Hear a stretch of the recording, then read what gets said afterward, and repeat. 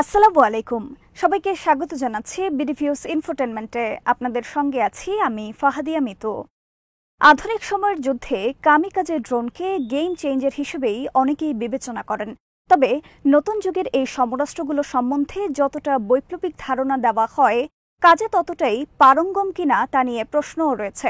Europe ও এশিয়ার বিভিন্ন স্থানে যেভাবে যুদ্ধ চলছে কিংবা ভবিষ্যতেও যুদ্ধের আশঙ্কা আছে, সেখানে এই ড্রোন কতটুকু কাজে আসবে তা নিয়েও আলোচনা আছে।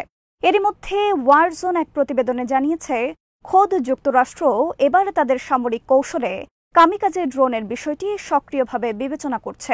বিস্তারিত থাকছে আজকের প্রতিবেদনে।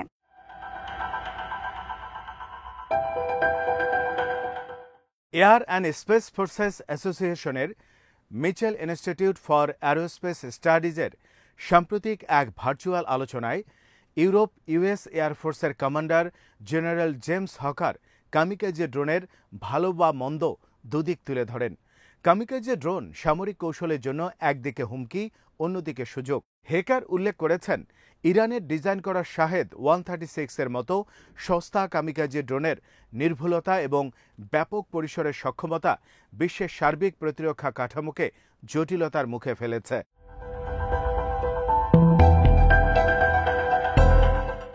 ওয়ারজোন বলেছে, এই ড্রোনগুলোর প্রতি ইউনিটের দাম $50,000 থেকে $1.5 লাখ মধ্যে।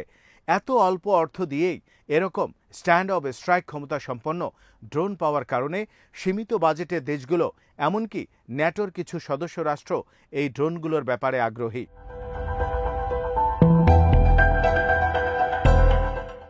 এই ভার্চুয়াল আলোচনায় দাবি করা হয়, ইউক্রেন যুদ্ধের অভিজ্ঞতা কামিকাজে ড্রোন মোকাবেলা নিয়ে নতুন করে ভাবতে বাধ্য করছে। রাশিয়ার শাহেদ ড্রোন ব্যবহার করে ইউক্রেন যুদ্ধে ভালো সফলতা পেয়েছে। ইউক্রেনের অ্যাডহক অ্যাকোস্টিক সেন্সর নেটওয়ার্কের মতো হুমকি মোকাবেলায় মার্কিন সামরিক বাহিনী অভিনব পদ্ধতির সন্ধান করছে।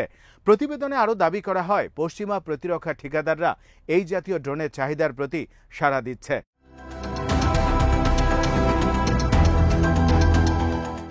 আবার পোল্যান্ডের মতো দেশও কামিকাজে ড্রোন সংগ্রহ করছে। পাশাপাশি মার্কিন যুক্তরাষ্ট্র মনুষ্যবিহীন সক্ষমতা সহ স্বল্প মূল্যের স্ট্যান্ড অফ সমরাস্ত্র ব্যবহারের কথা ভাবছে। এসব বিবেচনায় কামিকাজে ড্রোনকে সামনে আনা হলে প্রথাগত ক্রুজ মিসাইলের সাথে কামিকাজের একটি অদৃশ্য প্রতিযোগিতা শুরু হতে পারে।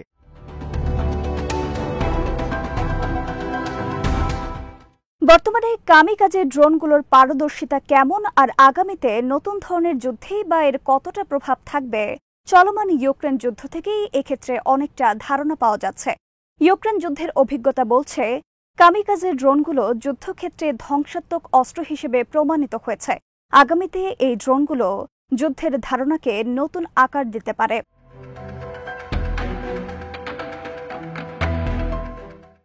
ড্রোনগুলোর মধ্যে যেগুলো ছোট আকৃতির, সেগুলো ইউক্রেন যুদ্ধে ক্রিটিক্যাল অ্যাওয়ারনেস সংক্রান্ত কাজে ভূমিকা রেখেছে।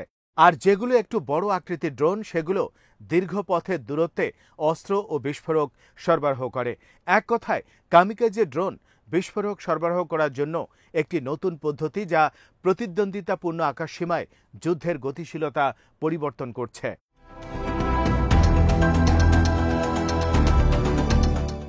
ছোট ড্রোনগুলি আর্টিলারির অপারেশনাল টেম্পোতে বৈপ্লবিক পরিবর্তন এনেছে। টার্গেট নির্ধারণ ও গুলি চালানোর ক্ষেত্রে নির্ভুলতা ও সক্ষমতা উভয়ই বৃদ্ধি করেছে। ড্রোনগুলো গোলাবারুদ সংরক্ষণও ভূমিকা রাখছে। ড্রোনের এই বহুমুখী ব্যবহার সামরিক চিন্তাধারায় পরিবর্তন এনেছে। সার্বিকভাবে সামরিক ড্রোনকে রাজনৈতিকভাবেও গ্রহণযোগ্য করে তুলেছে এবং কার্যকর অ্যান্টি ড্রোন ডিফেন্স সিস্টেম তৈরির প্রয়োজনীয়তা তুলে ধরেছে।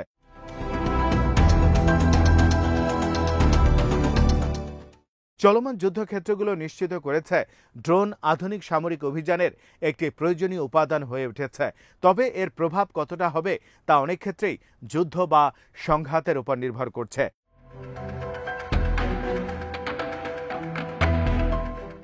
তাইওয়ানের উপর যদি চীন আক্রমণ চালায়, তাহলে ইন্দো প্যাসিফিক অঞ্চলের বিশাল দূরত্ব ড্রোন অপারেশনের জন্য বড় ধরনের চ্যালেঞ্জ হয়ে উঠতে পারে। এত লম্বা পথ পাড়ি দিতে দীর্ঘ সময়ের প্রয়োজন। এজন্য চাই লম্বা পথ পাড়ি দেওয়ার মতো উচ্চ পরিসীমা ও সহনশীলতা সম্পন্ন ড্রোন।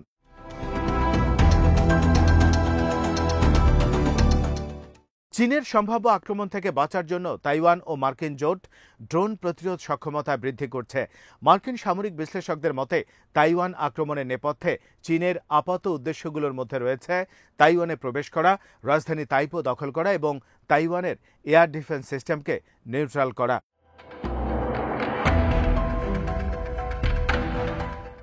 তাইওয়ান দখলের লক্ষ্য অর্জনের জন্য চীন এরই মধ্যে তার ড্রোন বহরকে ঢেলে সাজিয়েছে। চীনের সংগ্রহে আছে দূরপাল্লার সশস্ত্র এবং কামিকাজে ড্রোন, যেগুলো তাইওয়ানের মূল্যবান সম্পদ টার্গেট করতে এবং মিসাইল হামলা করার ক্ষেত্রে সহায়ক হতে পারে। এছাড়াও চীন সামগ্রিক নজরদারি, অ্যান্টি সাবমেরিন যুদ্ধ এবং সৈন্য অবতরণের জন্য কৌশলগত সহায়তার জন্য ড্রোন ব্যবহার করতে পারে।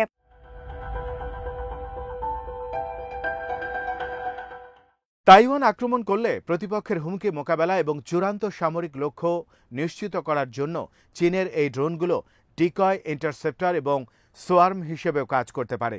অন্যদিকে তাইওয়ানের লক্ষ্য চীনা জাহাজগুলো তীরে পৌঁছানোর আগেই নিজেদের হাতে থাকা কামিকেজে এবং অন্যান্য নজরদারি ড্রোন দিয়ে চীনা বাহিনীকে বাধা দেয়া।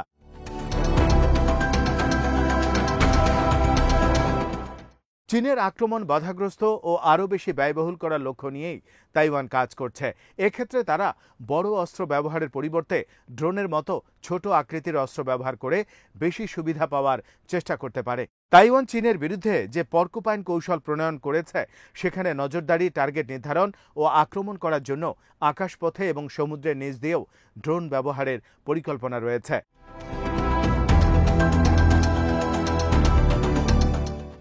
পরিকল্পনা বাস্তবায়নে তাইওয়ানের প্রধান চ্যালেঞ্জ হল অভ্যন্তরীণ পর্যায়ে খুবই সীমিত সংখ্যক ড্রোন উৎপাদন। আবার এই ড্রোনগুলো সংগ্রহ করতে চাইলেও তাইওয়ানকে চীনা সরবরাহকারীদের উপরই নির্ভর করতে হয়। এই পরিস্থিতি চলমান থাকলে ইউক্রেন যেভাবে রাশিয়ার বিরুদ্ধে নিজেদের প্রতিরক্ষা কৌশল প্রণয়নে বাধাগ্রস্ত হয়েছে, সেই একই পরিণতি তাইওয়ানের ক্ষেত্রেও ঘটতে পারে।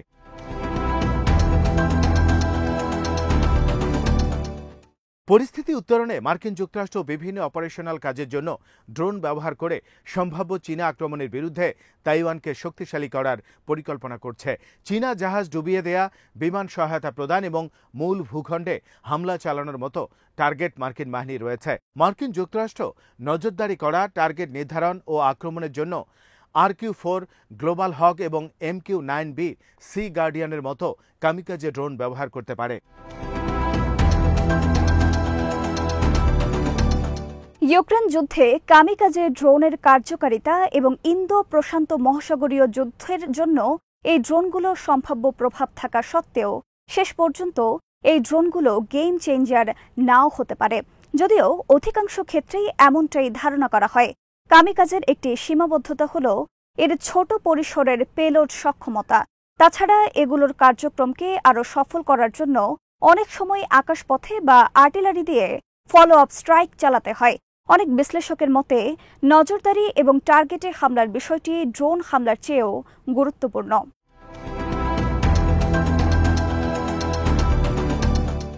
আর্টিলারি ইউনিটের সাথে ড্রোন ব্যবহার করতে পারলে বরং হামলা যথার্থতা নিশ্চিত হয়, বিস্ফোরকের অহেতুক ব্যয় রোধ করা যায়। যদি বিপুল সংখ্যক ড্রোনকে একসাথে সোয়ার্ম হিসেবেও ব্যবহার করা হয়, এরপরও সে তুলনায় বেশি সুফল পাওয়া যায় যদি ড্রোনগুলোকে আর্টিলারি আক্রমণের সাথে যৌথভাবে পরিচালনা করা হয়।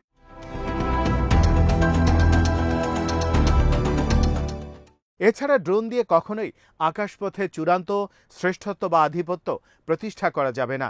ইউক্রেন রাশিয়ান ঘাঁটিতে দূরপাল্লার কিছু ড্রোন হামলা চালালেও এর সংখ্যা ও সফলতা তেমন একটা নয়।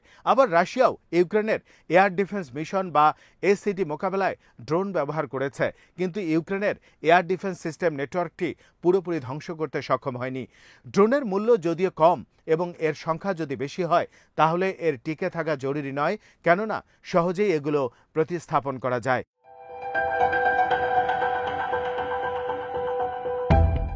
তবে অন্যান্য যুদ্ধাস্ত্র পুনর্গঠনের সামরিক যুক্তিও ড্রোনের ক্ষেত্রে প্রযোজ্য। মার্কিন যুক্তরাষ্ট্র তাইওয়ানকে সুইচেবল 300 এবং অ্যান্ডুরিল আলটিয়া 600M কামিকাজে ড্রোন সরবরাহ করার পরিকল্পনা করছে। এই দুটি ড্রোনই ইউক্রেন চলমান যুদ্ধে ব্যবহার করেছে। একটি সুইচেবল ড্রোন সিস্টেমের প্রতি ইউনিটের মূল্য $৮০,০০০, যা তাইওয়ানের জন্য খুব বেশি টেকসই নাও হতে পারে।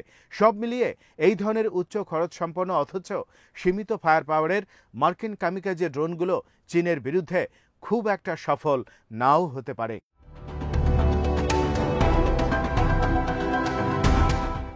আজ এখানেই শেষ করছি। সমরাষ্ট্র, প্রতিরক্ষা ও কূটনীতির নানা তথ্য জানতে চোখ রাখুন বিডিফিউজ ইনফোটেনমেন্টে। চ্যানেলটি ভালো লাগলে সাবস্ক্রাইব করুন, সংযুক্ত থাকুন আমাদের ফেসবুক পেজে। আল্লাহ হাফেজ।